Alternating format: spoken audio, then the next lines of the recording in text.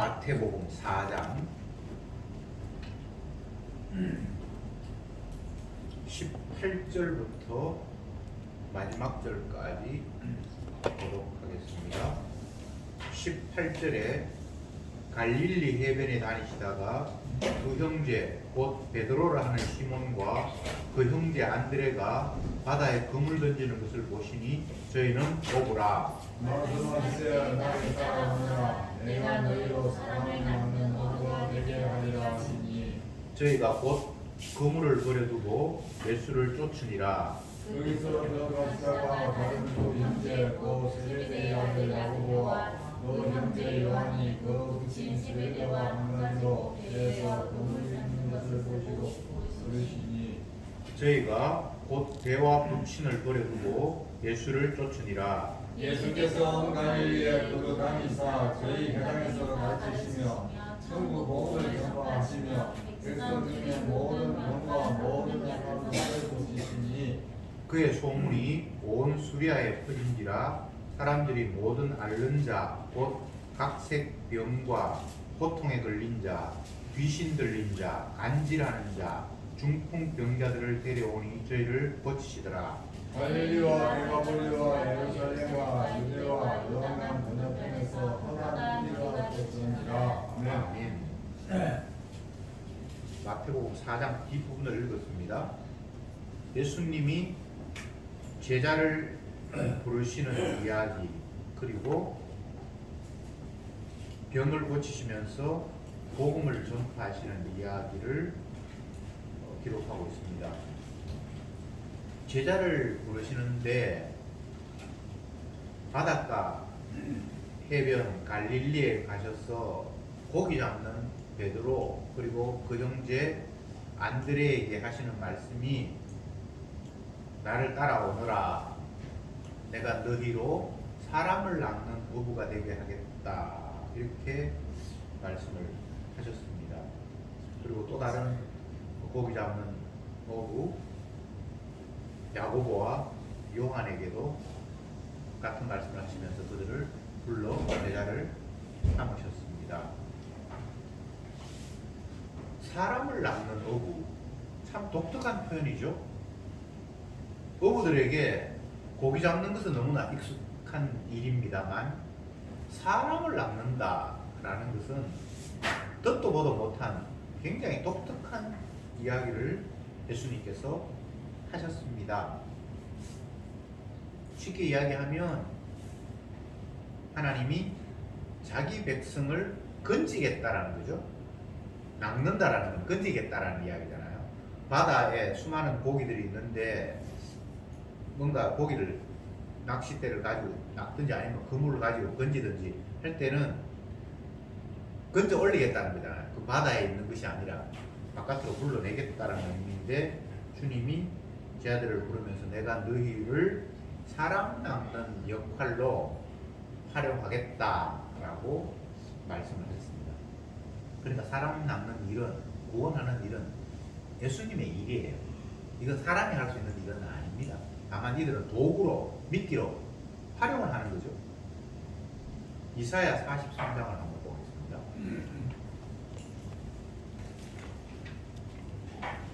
21절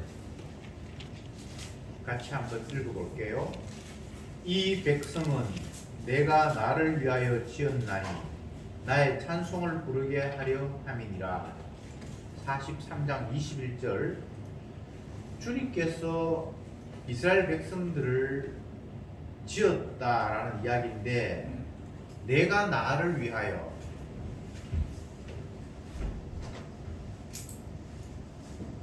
내가 나를 위하여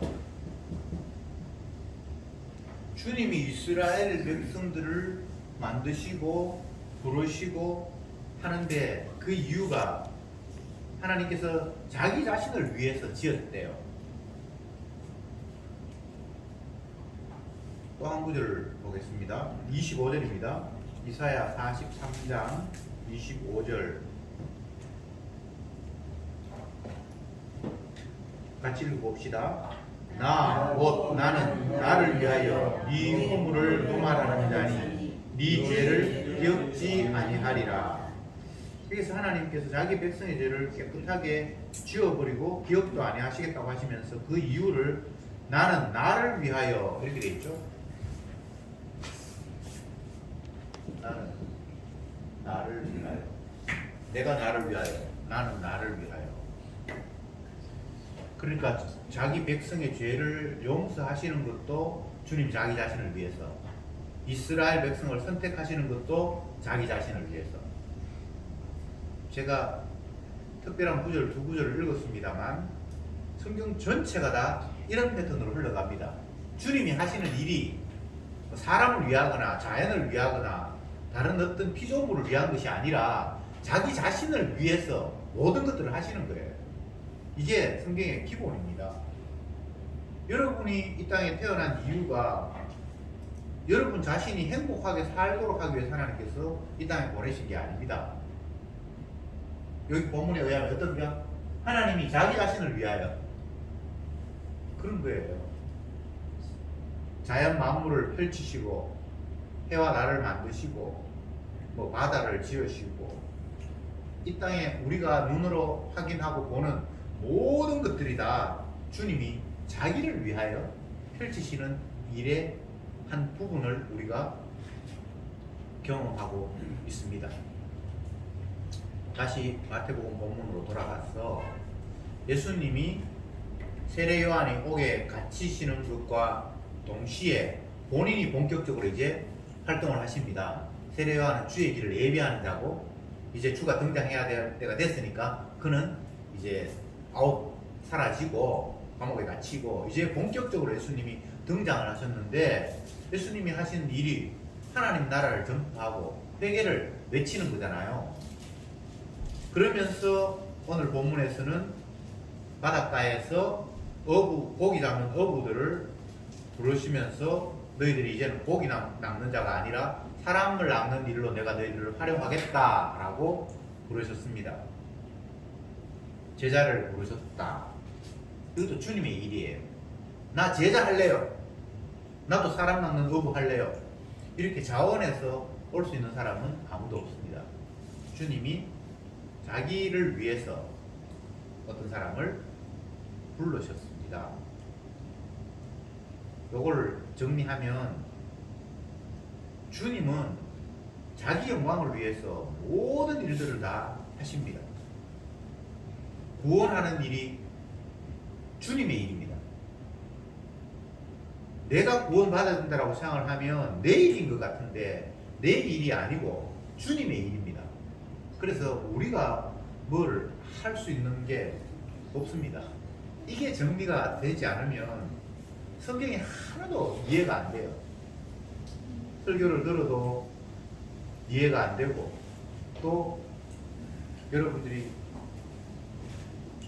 하나님에 대해서 아니면 세상 만물에 대해서 나 자신에 대해서 아무리 궁리를 해도 방금 제가 얘기했던 거 세상 전체는 하나님이 자기를 위해서 펼치신 일인데 이게 전제되지 않으면 나를 위한 세상이어야 할 것 같이 착각이 들고 내가 원하는 쪽으로 뭔가 일이 안 펼쳐질 때 분노하고 빨리 그것을 내 중심으로 바꾸려고 몸부림을 치고 이런 행동들이 펼쳐질 수밖에 없단 말이죠. 그런데 세상 만물은 하나님이 자기 목적으로 해서 자기가 원하는 걸 위해서 펼친다라는 것이 이게 전제가 되면 내 중심이 돼야 된다라는 게 이게 말이 안 된다라는 게 이제 받아들여지기 시작을 하는 거예요. 제가 예수님께서 갈릴리 해변에서 제자들을 부르시는 이야기를 본문을 보면서 조금 넓게 방향을 펼쳐서 구원하는 일이 구원받는 자의 일이 아니라 구원하시는 분의 일이다라고 지금 말씀을 드리고 있습니다. 심지어 제자가 주님 앞에 부름 받아서 너는 사람 낚는 어부가 돼야 돼 라고 명령을 주셨다 할지라도 그 사람 낚는 일이 자기 일이 아닙니다. 예수님의 일입니다. 주님과 우리와의 관계를 신약 성경에서는 예수님 주 그리스도 그리고 우리는 그의 종 이렇게 표현한 구절이 많은데 종에게는 자기 일이라는 게 없습니다. 주인의 시키심만 있을 뿐입니다. 종은 어떤 결과물을 낳았다 하더라도 그것이 나의 소유가 되는 것이 아니라 주인의 소유가 되는 겁니다. 이건 굉장히 단순한 일이잖아, 그죠? 그런데 우리는 주님, 주님 이야기하고 내가 주님의 종이라고 말하면서 내가 어떤 영역에서는 주인이고 싶어 하는 어떤 부분이 많아요. 이건 내 거, 이건 주님도 좀 손 안 댔으면 좋겠습니다. 이건 그 누구도 손 안 대고 오롯이 나의 것이 되었으면 좋겠습니다라는 이런 영역을 자꾸만 만들게 돼요. 그러니까 그게 망상이잖아요. 종은 자기 소유가 없습니다. 모든 것이 다 주인의 것입니다. 이것도 이제 정리를 해야 됩니다. 자, 제가 지금 몇 가지를 이야기를 했습니다.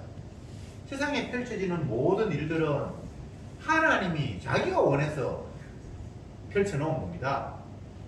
이스라엘 백성들을 만들었다. 어떻게? 앞부분에 내가 나를 위하여 지었나니, 이 백성은 내가 나를 위하여 지었나니, 그 뒤에 뭐라고 되어 있습니까? 나의 찬송을 부르게 하려 함이라. 이게 이사야 43장.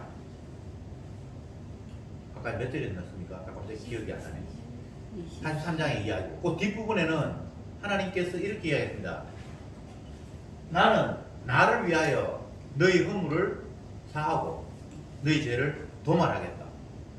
그러니까 죄 씻음 받은 사람 입장에서는 자기를 위해서 하나님께서 죄 씻는다고 생각하는데 그게 아니고 하나님이 자기 영광을 위해서, 자기 목적을 위해서, 자기가 얼마나 대단한 사랑을 베푸는가를 보여주기 위해서 자기 백성의 죄를 덮고 용서하시는 분이란 말이죠.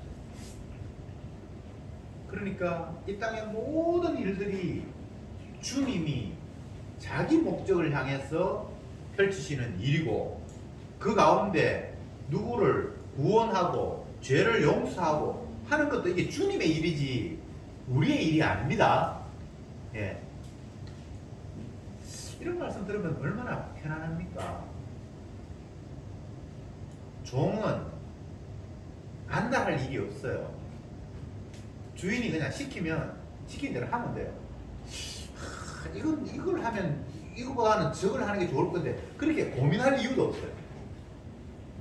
현대인들의 질병 가운데, 질병이라기보다는 가장 심각한 문제 가운데 하나가 선택장애다, 이런 걸 제가 기사를 읽었습니다.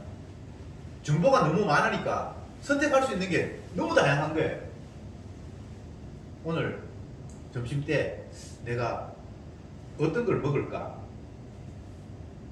근데 이게 배달 앱을 딱 보면 너무 많은 거예요, 종류가. 그래서 무엇을 선택할까가 고민이 될 만큼 현대인들은 선택 장애를 앓고 있다. 어떤 기사에서 그런 걸 적어놨 걸 제가 봤습니다. 근데 성도는 선택 장애가 필요 없어요. 주님께서 시키신 대로 그냥 하면 되는 거예요. 내가 무엇이 더 맛있을까? 나의 입맛을 고려하면 내가 이것도 생각하고 저것도 생각할 건데, 주님께서 먹는 것도 마시는 것도 주님의 영광을 위해서가 돼버리면 그런 거 선택할 게 없어요. 그냥 닥치는 대로 하면 되는 거예요. 얼마나 편합니까? 내가 구원될까 안 될까? 그런 것도 고민할 필요가 없어요. 주님의 택한 백성이면 주님 건지실 것이고, 아니면 안 되는 거예요. 이거 내가 아무리 애쓴다고 해도 될 일이 아니에요. 그런데 이런 말씀이 성도들에게는 주님께서 자기 영광을 위해서 한다, 주님께서 자기 영광을 위해서 건질 자도 건진다, 이런 말씀이 하나님 택한 백성에게는 믿어져요. 근데 백성이 아닌 사람들은 귀신 신하라 까먹는 소리 하고 앉아있는데 그러면서 집어 던집니다. 이런 이야기가 너무 화가 나서 왜 하나님께 자기가 뭔데 자기 마음대로 구원하고 버리고 왜 해? 차라리 신이 계신다면 내가 열심히 하면 복 주고 아니면 뭐 버리든지 하면 될 텐데, 그런 우리에게 뭔가 선택할 수 있는 뭡니까? 권한도 주지 않고 일방적으로 자기가 선택했대. 안 믿어지는 사람은 이거 굉장히 화나는 일입니다. 에서와 야곱이 태어나기도 전에 한 사람은 사랑받기로 했고 한 사람은 미움받기로 했다. 그러면서 나는 토기장이고 너희들은 흙인데 토기장이가 내가 원하는 대로 흙을 못 빚겠냐? 이게 하나님의 말씀이잖아요. 근데 이게 믿어지는 사람은 당연한데 안 믿는 사람은 너무 화가 납니다. 네가 마음대로 나를 빚었다고? 막 화가 나기 시작을 하는 거예요. 여러분, 출생이 우리 마음대로 됩니까? 어떤 사람은 나는 금수저로 태어났다 그러고 어떤 사람은 나는 흙수저로 태어났다 그러는데 그건 우리가 할 수 있는 게 아니에요. 그렇지 않습니까? 지으신 분이 토기장이가 흙을 가지고 자기가 목적하는 바대로 한 사람은 이렇게 빚었고 한 사람은 저렇게 빚은 거예요. 주님이 자기 영광을 위해서. 근데 이게 받아들이지 않는 사람들은 왜 내 모양을 이 모양 이 꼴로 빚었나라고 화를 내는 거예요. 그게 어때서? 주님 볼 때 하나도 문제가 없거든요. 근데 자꾸 내가 주인이 되어서 내가 원하는 것을 따로 구축하다 보니까 이 내 모습은 내가 원하는 모습이 아니라는 거예요. 근데 하나님한테 물어보세요. 지으신 분한테 물어보세요. 아주 적합해요. 하나도 빈틈이 없어. 만족하시는 거예요. 창세기 1장에서 하나님이 천지 만물을 몇세 만에 창조하실 때 첫째 날 빛이 있어라 하시면 빛이 있었고 둘째 날 뭐라고 하시면 있었고 그 한마디 한마디를 하시면서 심히 기뻤더라 심히 기뻤더라 심히 기뻤더라. 하나님이 자기가 원하는 걸 해놓고 스스로 만족하시는 분이에요. 창세기만 그렇습니까? 세상 전체가 계속해서 주님이 하시는 일이 성취되고 그것 때문에 흡족해 하시는 분이에요. 그것 때문에 영광을 받으시는 분이에요. 근데 왜 우리는 찬송이 안 됩니까? 지금 이 현재의 환경도 주님께서 허락하신 것이고 그것도 자기 이름을 위해서 자기 영광을 위해서 본인이 빚어 놓으신 일인데 왜 거기에 우리가 불만을 갖냐고. 이거 말이 안 되잖아요. 지금 예수님이 아버지께서 자기에게 맡긴 생명, 건져야 할 생명들을 건지기 위해서 하시는 일 가운데 하나가 제자를 부릅니다. 그러면서 너희들이 지금까지는 고기 잡았는데 이제는 사람 잡는 일을 할 거다 라고 주님께서 말씀하신 거예요. 18절 다시 봅시다. 마태복음 4장 18절입니다. 갈릴리 해변에 다니시다가 두 형제 곧 베드로라는 시몬과 그 형제 안드레가 바다에 그물 던지는 것을 보시니 저희는 어부라 말씀하시되 나를 따라오너라 내가 너희로 사람을 낚는 어부가 되게 하리라 하시니 저희가 곧 그물을 버려두고 예수를 쫓으니라. 이런 본문들을 우리가 여러 번 봤기 때문에 여기에서 뭐 특별히 이상하다든가 거부감이 일지는 않습니다. 너무 익숙하니까. 근데 자세히 읽어보면 문제가 있어요. 예수님이 나를 따라오너라 라고 했다고 해서 자기가 하던 일 배도 그물도 다 버려두고 주님을 따른다. 이게 정상적인 상황 아니잖아요. 그렇지 않습니까? 여러분들이 뭔가 일을 하고 있는데 누군가가 야 그거 하지 말고 나 따라와 하면 따라붙습니까?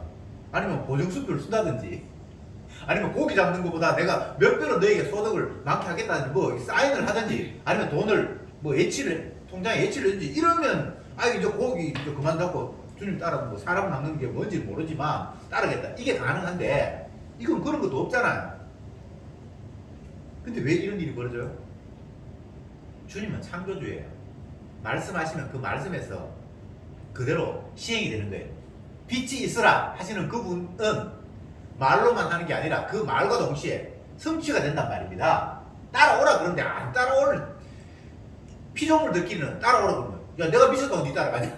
뭐 줄래? 이게 피조물끼리는 이게 가능한데 창조주가 피조물을 향해서 따라오라 그러면 거부할 수 있는 그런 능력이 피조물에게는 없습니다.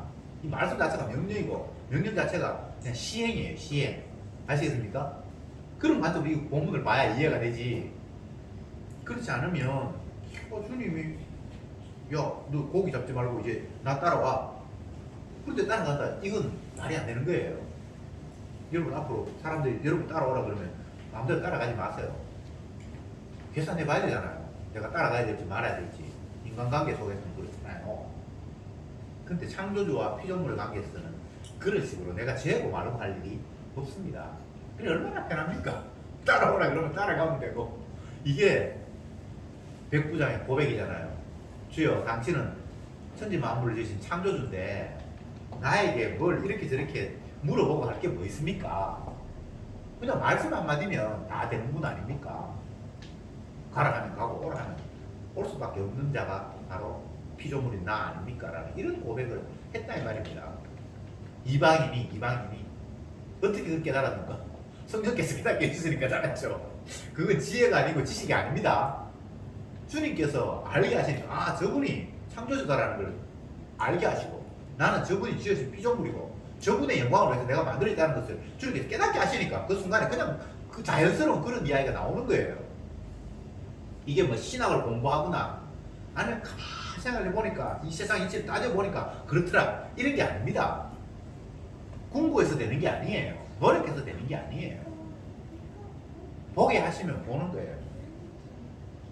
이사야 선지자를 불러서 하나님께서 하시는 말씀이 네가 이제 내가 보내는 곳으로 가라 고 하시면서 하시는 말씀이 뭐하면 이 백성은 눈이 감겼고 귀가 닫혔음을 깨닫게 하기 위해서 너를 보낸다 이렇게 얘기를 해요.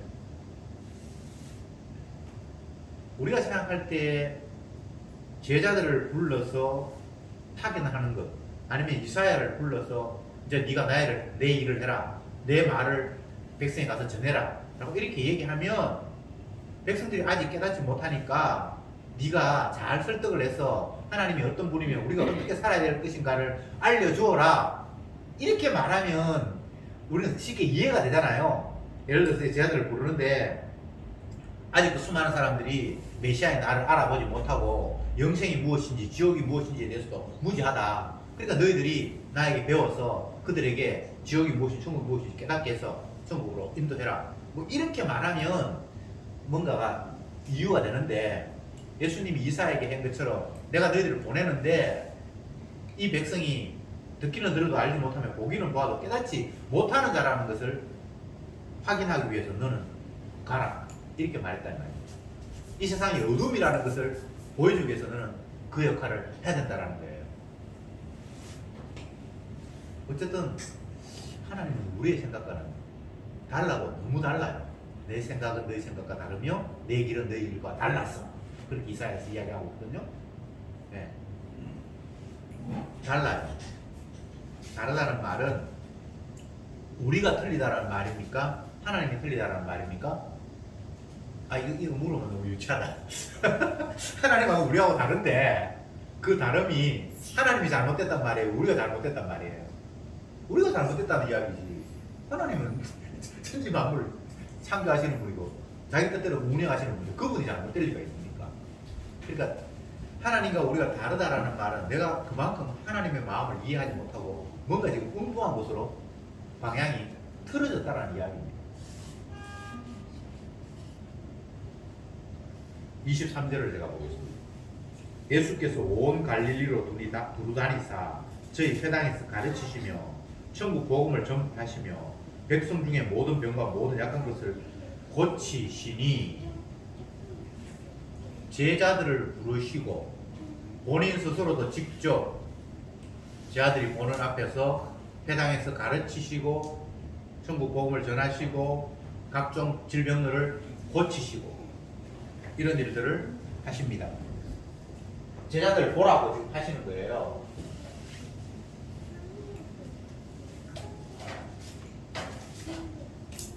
회당에서 가르치시고 이거는 뭐 천국 복음을 가르치는 거예요. 천국 하늘나라 가르치고 그 다음에 고치시고 이게 질병 이런 일을 하시는데 이것은 부른 제자들을 앞에서 이제 시범 보이는 거죠. 너희들도 앞으로 이런 일을 해야 된다라고 제자니까 스승을 똑같이 흉내내면서 해야 될 게 제자잖아요. 그런데 이 예수님의 회당에서 복음 전파 또 뭐 길에 다니면서 만나는 사람들에게 질병을 고치시는 일 이것 때문에 24절에 보면 그의 소문이 온 수리아에 퍼진지라. 수리아라는 것은 그 지금 이스라엘 땅 전체를 수리아라고 이야기합니다. 사람들이 모든 앓는 자 곧 각색 병과 고통이 걸린 자 귀신 들린 자 간질하는 자 중풍병자를 데려오니 저희를 고치시더라. 지금 예수님께서 회당에서 가르치셨고 또 이곳저곳 다니면서 병을 고치셨는데 사람들에게 퍼진 소문은 병 고친다라는 소문을 듣고 회당에서 가르친다라는 이런 것에 대해서는 별로 관심이 없고 병을 고친다는 소문을 듣고 각종 병자들이 다 예수님께로 몰려오는 거예요. 25절에 갈릴리와 데가볼리와 예루살렘과 유대와 요단강 건너편에 흔한 무리가 쫓으니라. 자, 이렇게 해서 두 가지를 우리가 비교해서 찾아봅시다. 오늘 본문에서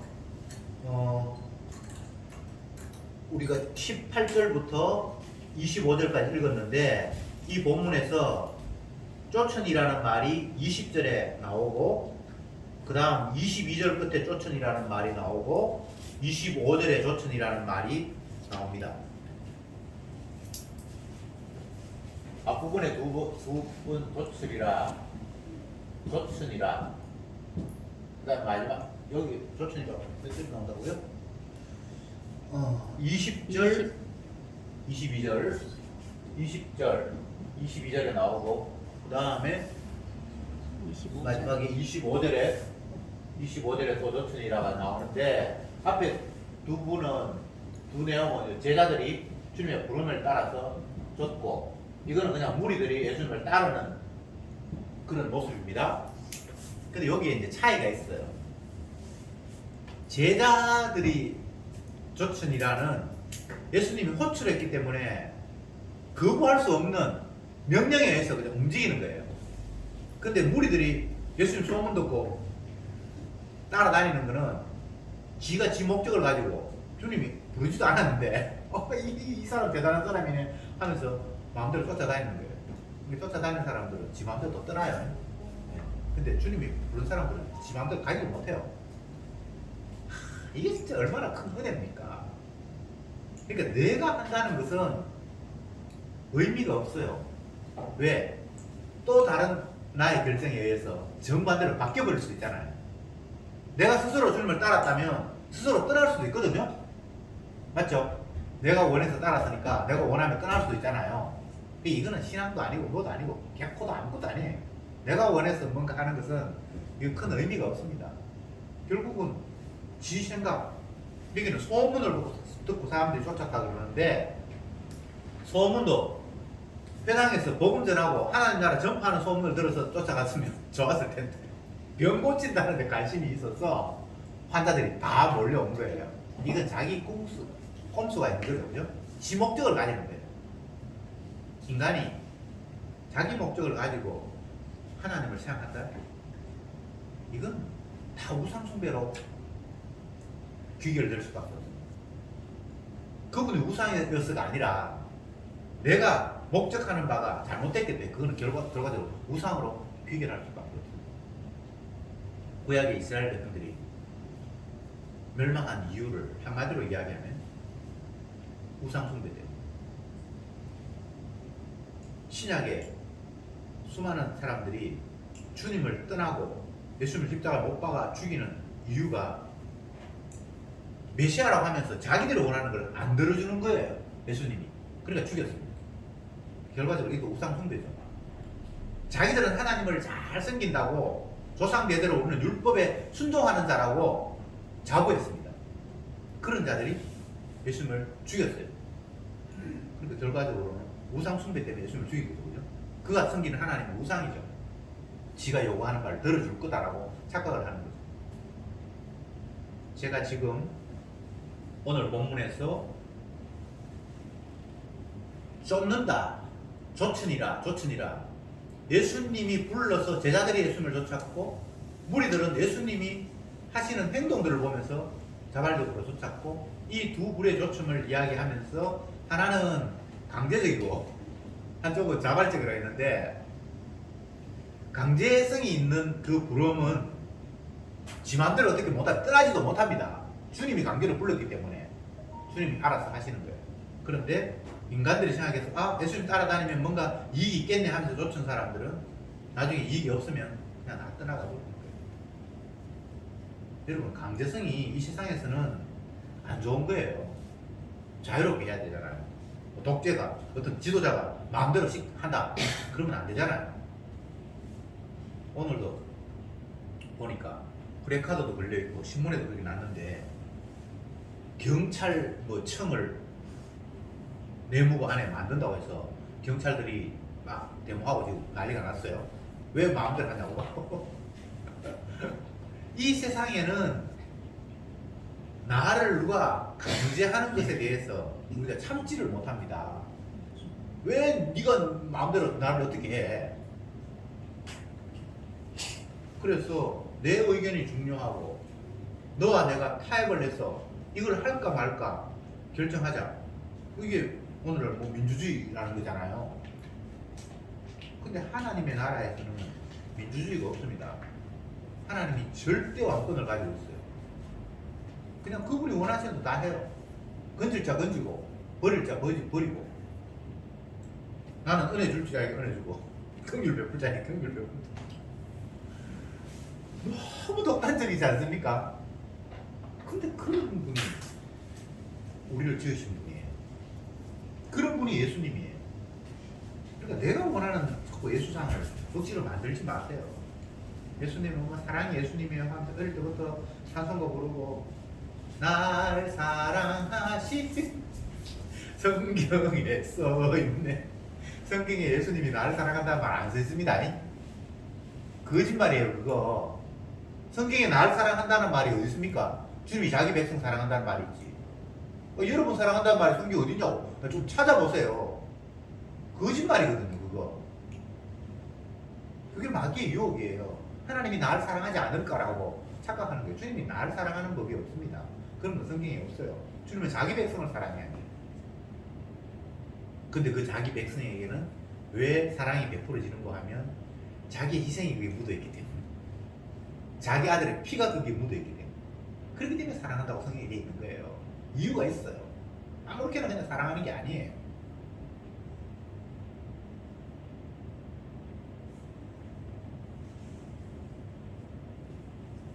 제가 고등학교 때, 제가 이 이야기 지난번에 했는 것 같은데, 학교 다니면서 타자부를 해가지고 타자를 쳤어요. 공부도 안 하고 맨날 그거 하고 시합 나가고 그렇게 했는데, 2학년 때인가 타자를 열심히 치는데 어떤 사람이 일거리를 가지고 와서 이거를 만들어주면 돈을 주겠다고 했는데, 그게 어떤 것인가 하면 타자기를 가지고 뭐 모자이크 같은 그런 걸 모양을 만들어 가지고 글씨도 쓰고 희미한 그림도 그리고 하는 그런 게 있어요. 뭐 가와 만사성 이런 걸 한문으로 타자를 쳐서 하나, 한타, 두타, 세타 이렇게 해서 모양을 만들어서 글자도 만들고 또 그림도 만드는 그런 게 있어요. 그게 음양이죠, 그죠? 흑백으로 만든 거죠. 그래서 그걸 해가지고 그때 돈으로 고등학생이 이렇게 소득 용돈 받기에는 좀 큰 돈을 제가 벌은 적이 있어요. 그래서 맨 처음으로 그때 고등학교 2학년 때인가 국한문 혼용 성경을 제가 그 돈을 벌어서 샀어요. 제가 고등학교 때니까 80,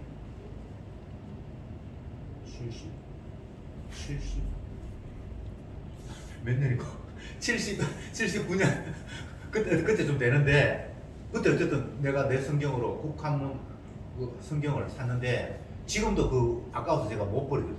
우리 집에 성경이 너덜너덜해가지고 이제 그거 못 읽고 있는데, 제가 하고 싶은 이야기는 뭔가 하면 내 노력과 땀과 수고가 배어 있는 곳은 굉장히 귀한 거예요.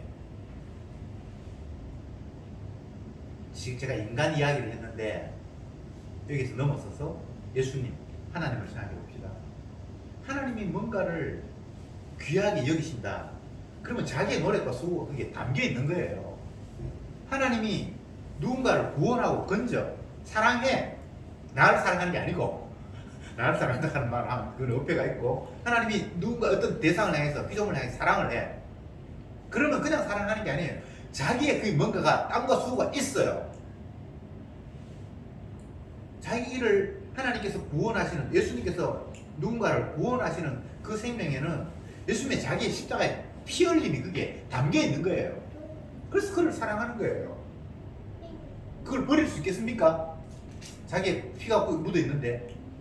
성경의 이야기잖아요. 세상 끝날까지 내가 너와 함께한다. 까나리 엄마가 자기 자녀를 잃을지라도 나는 결코 너희를 잊지 않는다. 왜냐하면 자기 인생에 이게 담겨있기 때문에. 이런 구도란 말이에요, 성경이.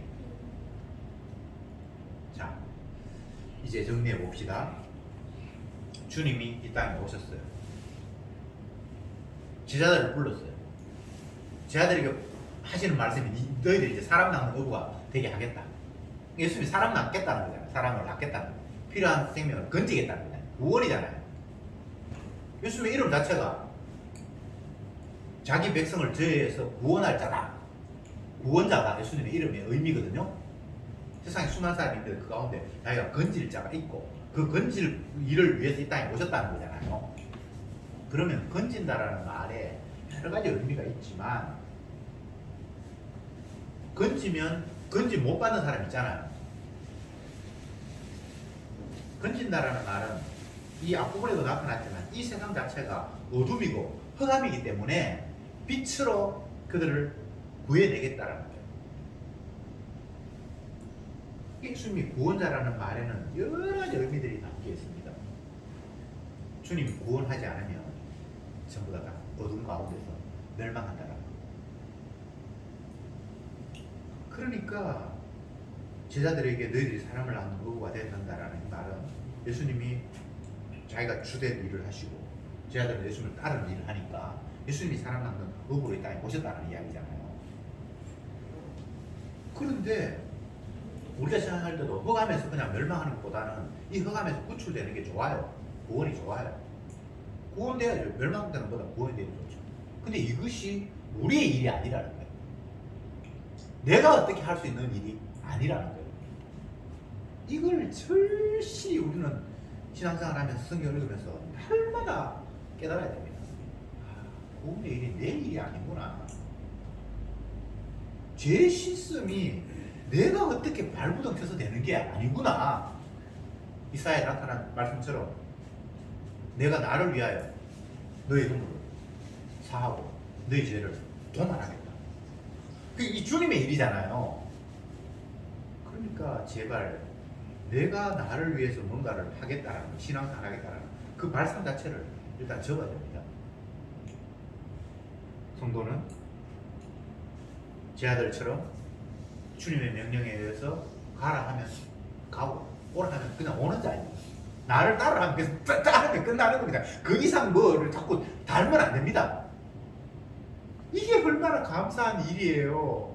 나는 무엇을 해야 할지 갈바도 알지 못하는데, 아니면 이 어리석은 사람들처럼 소문 듣고 병난다는 소문 듣고 따라다녀봐야 이거는 아무 의미가 없고 우왕좌왕하고 뭐 누구 간다고 해서 그럼 뭐 어떤 사람이 장애 가니까 걸음지고 따라간다 하고 똑같은 모습이잖아요.